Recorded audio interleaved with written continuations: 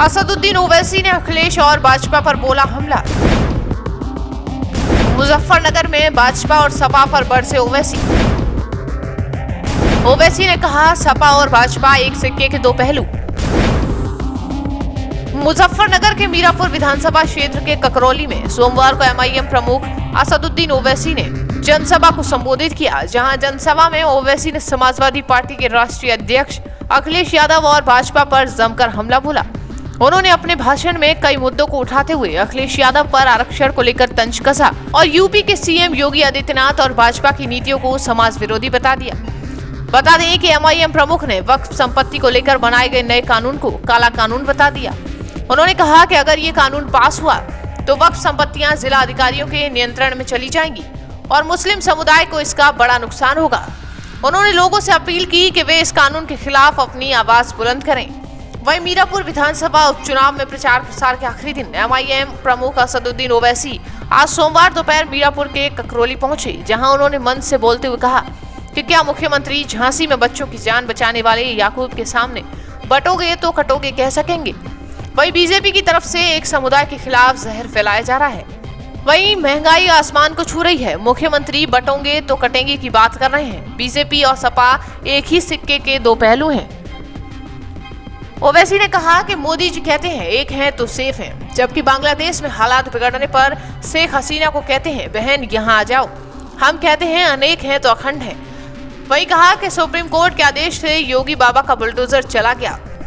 वहीं योगी के बाद ओवैसी भी मुजफ्फरनगर के दंगे की बात को उठाना नहीं भूले और कहा कि अखिलेश यादव की सरकार में इस जनपद में दंगे हुए थे और 50,000 मुसलमान विस्थापित हुए थे।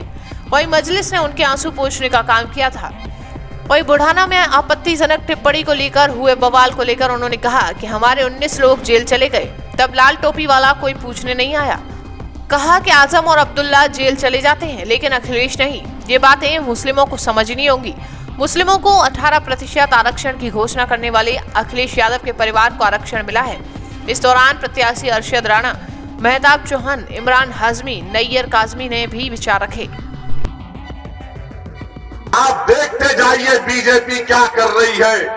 जो भी अल्पसंख्यक समाज के लोग अपने हाथ और खून पसीने की कमाई से अपनी जिंदगी गुजारते, उनकी कारोबार को, उनके बिजनेस को खत्म कर दिया जा रहा है, मगर कोई आवाज उठाने वाला ही नहीं, कोई लड़ने वाला ही नहीं। चुनाव आ गया तो सब आ जाते हैं कि भैया को जिताओ, दरी बिछाओ, अपनी जवानी को कुर्बान करो, उसके बाद हम ही मरते हैं, उसके बाद हम ही मरते हैं। तो मेरे अजीज दोस्तों और बुजुर्गों, मेरे भाई आप सुनिए, हाँ जिंदा है, आप भी जिंदा है, हम भी जिंदा है। हम और आप जब तक जिंदा है उस वक्त तक कयामत नहीं आने वाली, अल्हम्दुलिल्लाह।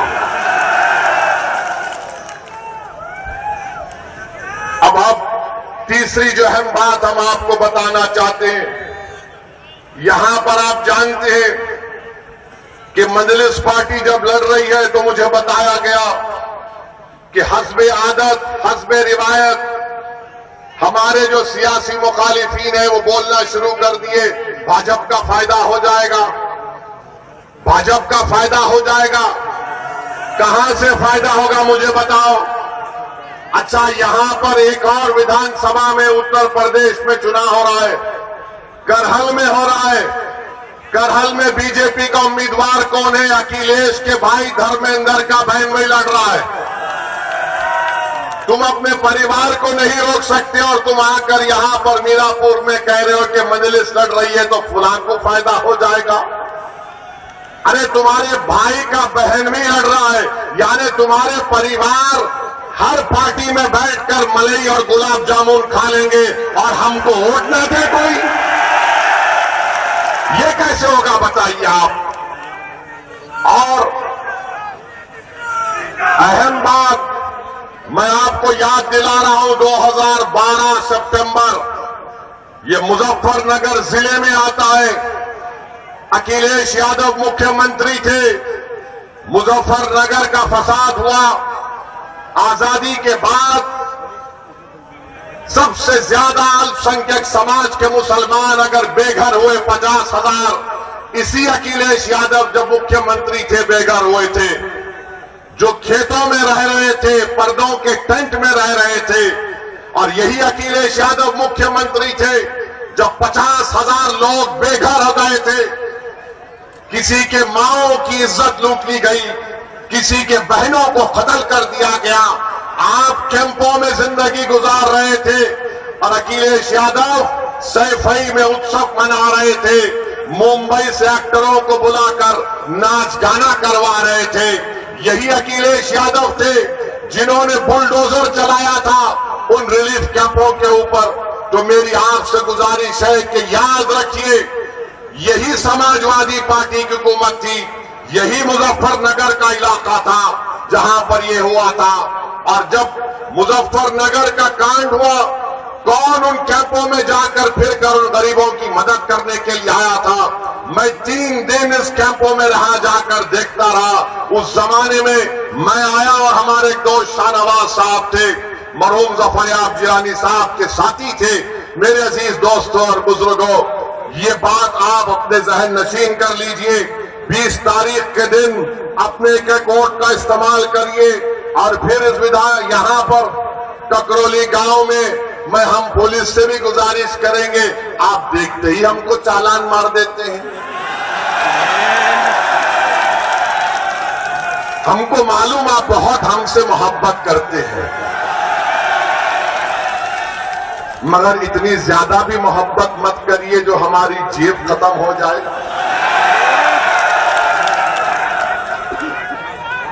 मेरे अजीज दोस्तों और बुजुर्गों, और फिर आ जाइए, आपके मुख्यमंत्री बाबा के ऊपर भी कुछ बोलना पड़ेगा।